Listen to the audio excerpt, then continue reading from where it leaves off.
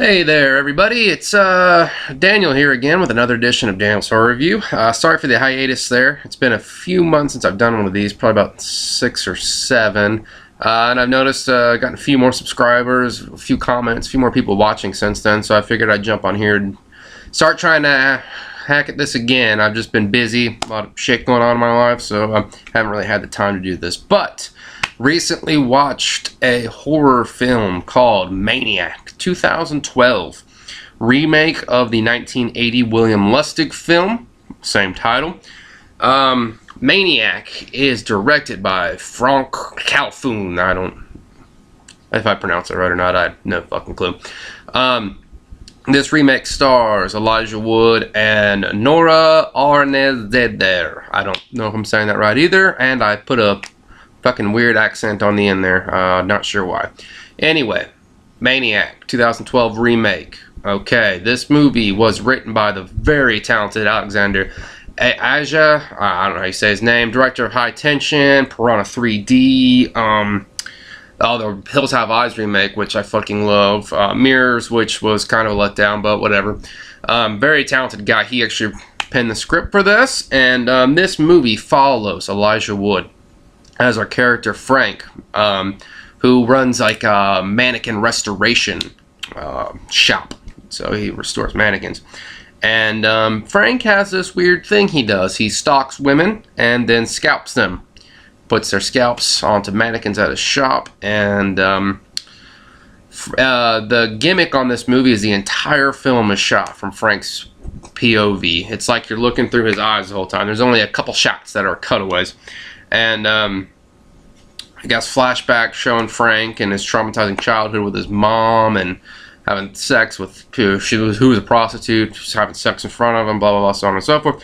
Well, Frank meets a nice young French girl named Anna, played by Nora Arnezeder. I don't know again if I'm saying that right. And he starts becoming infatuated with her. They become good friends, and he really likes her. Like, unlike the girls that he stalks and kills and scalps, he's in love with this girl. He loves this girl. And they start becoming friends, and I'm sorry. This movie progresses. They become closer and closer, and she's a photographer, and she loves his mannequins and wants to use his mannequins and like her exhibit and all this stuff and so on and so forth. So what works in this movie and what doesn't work in this movie? The POV, the entire film being shot from Frank's point of view, like you're looking through his eyes. I did not think I was going to like this. Like, I knew this was the gimmick on this movie, and I thought I was going to hate it. Until recently, I didn't even like found footage. I'm just now starting to jump on found footage after watching shit like VHS 1 and VHS 2. Now I'm starting to jump on the bandwagon of found footage, and I'm starting to go back. Grave Encounter, shit like that, and watching those. Sorry, I'm throwing so many other fucking titles in at you right now.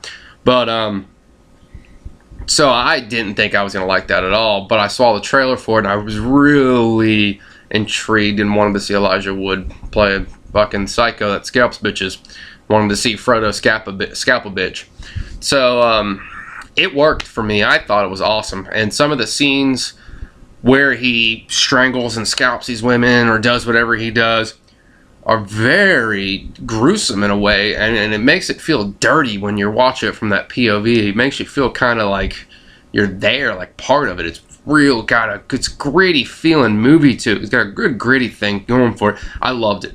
And what's even better is, like, the thing I'll say about this movie that works the best on this movie is Elijah Wood. Is fucking Frodo nails it, man, because his voice, because you don't see a lot of him. There's only a couple shots that aren't POV, so you don't see a lot of Elijah Wood. So you can't see a lot of facial expressions unless he's looking in a mirror or something. But the way he acts with his voice is fucking amazing. You can tell in his inflection that he's actually fucked up. Like, he has problems. He takes pills in the movie, so that kind of hints at it too. But he really can deliver a range of motion just by the way he talks. And I was really surprised by that, how much you kind of like, well, you couldn't feel too much for this character, but the things he was doing, but you kind of could at the same time, because how Elijah Wood played the part was amazing.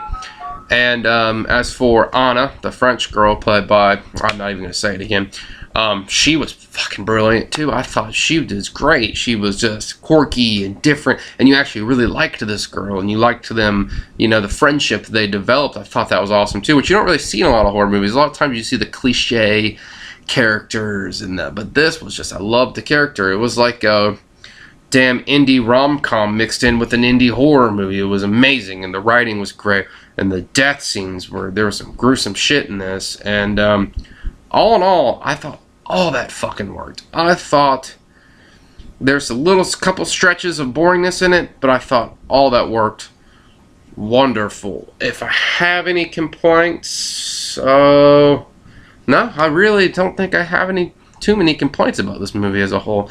I loved the fuck out of it. I thought it was great. It was different. Oh, the soundtrack fucking kills it in this movie, man. They do like kind of like an 80s style track with like god damn it, can't think of what I want to say right now, but it kind of has like an 80s vibe to it, but the soundtrack the soundtrack adds a whole different aspect to this movie, which is insane to me. Like, the soundtrack's like its own thing, and there's tits, there's blood, boobs galore, great acting, some tense scenes. I love the POV thing they went with. I'm normally not a gimmick guy, but I fucking loved this gimmick. I loved the way this movie was made. I give this 4 out of 5 buckets of blood, and I suggest you see this. This is not for the faint of heart, though. It is very... Watching women get stalked and murdered in the ways he murders them in this movie through the POV thing is... I heard this movie is banned in other countries just because of how they shot it. And I can see why. It's very gritty. Very makes you feel filthy. So this isn't fun. It's not a fun movie to watch by any means. It's a very grueling movie, but it's a fucking really well made, solid horror movie, and I suggest you check this out. If you're into any of the shit that I've said during this, watch this fucking movie. Alright, also guys, I want to throw this out there. I started a podcast recently, not a horror podcast. I'm thinking about doing one of those too. But I started a podcast with a buddy of mine. It's a comedy podcast. Very offensive shit, though. A lot of cussing. A lot of jokes that a lot of people probably won't like, called Tasting the Intellect. You can check us out on iTunes, SoundCloud, Facebook, all that shit. So if you think I'm even remotely funny on here, every now and then, you might want to check that out and give it a listen. So tell me what you think. Alright, guys, out.